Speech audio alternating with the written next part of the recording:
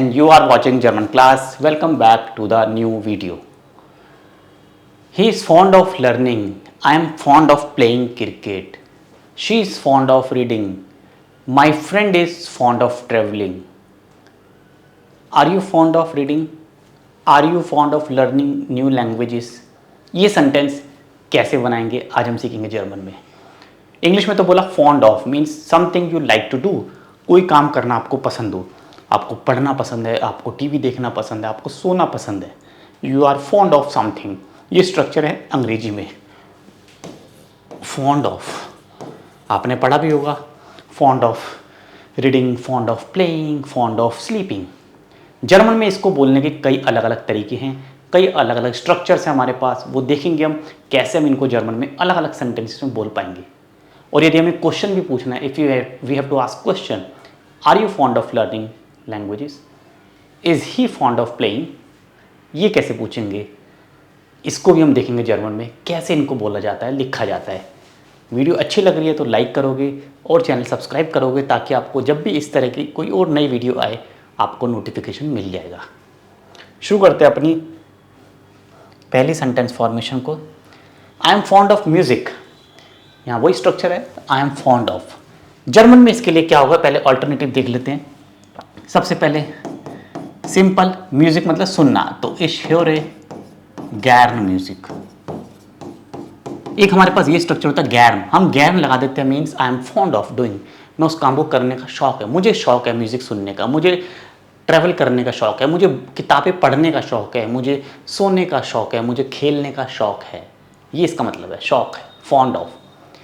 तो इश ह्योरे गैर्न म्यूजिक, ये इसका पहला स्ट्रक्चर है। अलग अलग सेंटेंसेस में मैं अलग अलग तरीके से इनको यूज़ करूँगा। दूसरा मुझे बोलना है he is fond of watching TV. यहाँ पे सब्जेक्ट देखो ही हो गया है, यहाँ पे आई था, यहाँ पे ही हो गया है, ही इज़, तो मुझे उसके अकॉर्डिंग वर्ब को कॉन्जुगेट करना पड़ेगा। अब मैं बोल सकता हूँ फैन जेन, यहाँ पे वर्ब जो है फैरन जेन है ना, कौन सी वर्ब है, फैन जेन, सेपरेबल वर्ब, हम इसको भी यूज़ कर सकते हैं यदि मुझे गैर लगाना है। कैसे होगा, एरजीट, एरजीट गैर फैर, ये सेंटेंस हो गया। बट मैं यहाँ पे एक दूसरा स्ट्रक्चर यूज़ करूँगा जो मैं आपसे अभी बात कर रहा था। क्या है वो स्ट्रक्चर, एर इंटरसिएट, एर इंटरसिएट जिश फ्योर। अब प्रेपोजिशन है तो जाहिर सी बात है इसके बाद एक नाउन चाहिए हमें, तो फैन सेन को ही हम कैपिटल लिख देंगे तो ये नाउन बन जाएगा। ये हमने सीखा हुआ है कि कैसे वर्ब से नाउन बनाना है। एर इंटरसिएट जिश फ्योर फैन जेन, तो यहाँ पे स्ट्रक्चर क्या यूज़ किया मैंने, जिश इंटरसियरन प्लस फ्योर, मतलब वही है, he is fond of watching TV, उसे टीवी देखने का शौक है, बात वही है लेकिन लिखने का तरीका बदल गया है। किसी भी भाषा में एक सेंटेंस को अलग अलग तरीके से हम लिख सकते हैं, ये हमने सीखा है। We can write one sentence in a different manner, यही लैंग्वेज होती है, यही आपको सीखना है, कैसे एक वाक्य को अलग अलग तरीके से बोलना है, लेकिन उसका मतलब नहीं बदलना चाहिए। यदि मतलब बदल गया तो फिर आपकी कहीं ना कहीं स्किल में कमी है, आपने चीज़ों को समझा नहीं है।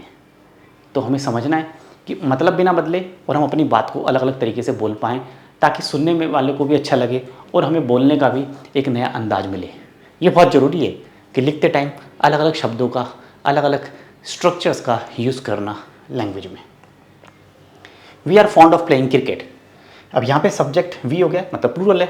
देखो पहले आई, फिर ही, फिर वी, हम इसको चेंज कर सकते हैं, we are fond of playing cricket. अब यहाँ पे हम इसको बोल सकते हैं इंटरसियरन के साथ और गैरन के साथ। वीडियो को पॉज करोगे अभी और तुरंत कमेंट में सेंटेंस लिखूंगा यदि आपको आ रहा है तो, नहीं तो वीडियो देखते रहो, मैं आपको बता रहा हूँ कैसे। टेस्ट करना है तो आप पॉज करके फटाफट से अपना सेंटेंस लिखो, फिर चेक करो जो मैंने बताया वो सही था, आपने सही लिखा है, सही सीखा है। तो कैसे बनाएंगे देखिए, वी आर स्पीलन गैरन क्रिकेट, वो गैरन वाला हो गया, वी आर स्पीलन गैरन क्रिकेट। और यदि इंटरसियरन यूज़ करना है मुझे तो वी आर इंटरसियरन उन्स फ्योर क्रिकेट, ठीक है। और अब मैं अपना तीसरा जो फॉर्म स्ट्रक्चर है वो यूज़ कर रहा हूँ, वी आर हावन, वी आर हावन फ्रॉयडे, वी आर हावन फ्रॉयडे आम क्रिकेट स्पीलन, ये हमारा एक साथ। अब मैंने क्या यूज़ किया, फ्रॉयडे हावन, something that gives you Joy, कोई काम करने में आपको खुशी आती हो, आपको अच्छा लगता हो, आपको प्रसन्नता, खुशी, pleasure, cheerful after doing that work. फ्रॉइडे haben an डाटिव, तो आम हो जाएगा। यहाँ पे इसको अप्लाई करते हैं, er hat Freude am Fernsehen, ich habe Freude an der Musik। समझे सेंटेंस? मैं लिख देता हूँ, ich habe Freude an der Musik, मतलब मुझे म्यूज़िक सुनने से बहुत अच्छा लगता है, मुझे शौक़ है म्यूज़िक सुनने का, मुझे म्यूज़िक सुनना पसंद है। हो गया ना? एक ही वाक्य को मैंने 3 अलग अलग तरीक़ों से लिखा है। ये है राइटिंग स्किल्स, ये है स्पीकिंग स्किल्स, यही हम सीखते हैं वीडियोस में। पुरानी वीडियोस देख लेना, अगर आपने मिस करी है, पहली बार देख रहे हो तो पुरानी वीडियोस सारी देखो, किस तरह से हम रोज़ नया नया सेंटेंस फॉर्मेशन सीख रहे हैं।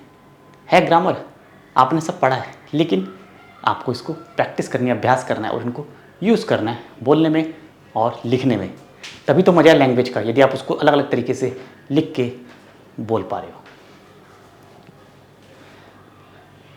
यहाँ पे मैंने कुछ क्वेश्चंस बनाए हैं। Are you fond of books, मतलब क्या तुम्हें किताबों का शौक़ है? किताबों का शौक़ है मतलब किताबें पढ़ने का शौक़ है, किताबें जमा करने का शौक़ है। तो अभी कॉमन वर्ड है बुक्स। क्या तुम्हें किताबों का शौक़ है? आप किससे पूछ रहे हो, क्या तुम्हें किताबों का शौक़ है? Are you interested in books? क्या से बनाएंगे? 3 स्ट्रक्चर थे, कोई भी यूज़ कर सकते हैं। तो देखो, has du Freude an Büchern, plural है और डाटिव प्लूरल ऐसे बनता है, has du Freude an Büchern, is he fond of traveling। अब यहाँ पे मैं दूसरा स्ट्रक्चर लिखूँगा, interessiert er sich für Reisen, travel riser, क्या वह ट्रैवल का शौकीन है? क्या वो घूमने फिरने का शौकीन है? Are you fond of learning, देखो मैं सिंपल यहाँ पे लर्नन जी गैरन, ये हमारे हो गए 3 सेंटेंस। अब आपके लिए क्या काम दे रहा हूँ, तीनों स्ट्रक्चर तीनों सेंटेंस के साथ यूज़ करो, मतलब गैरन वाले को यहाँ भी लगाओ, यहाँ भी लगाओ, इंटरसेट वाले को यहाँ भी लगाओ, यहाँ भी लगाओ, फ्रॉइडे वाले को यहाँ भी लगाओ, यहाँ भी लगाओ। ये आपका होमवर्क है, करिए इसको।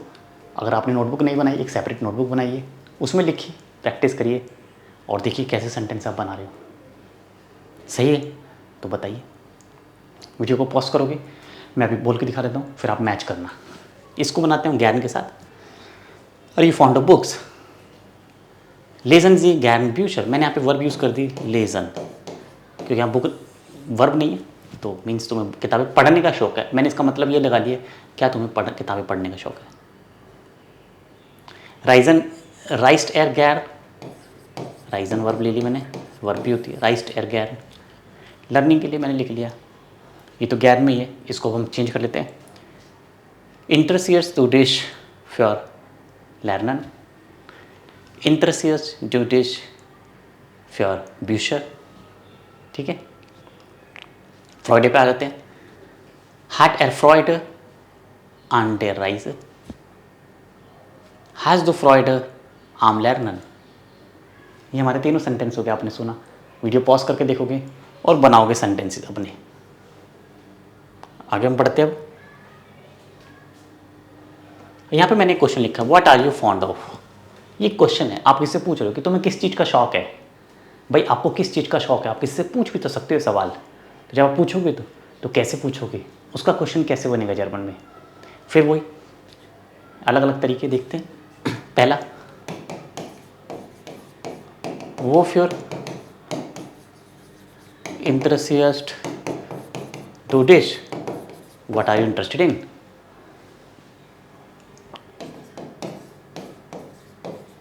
वोरान हाज टू फ्रॉइड, किस चीज़ का तुम्हें शौक़ है।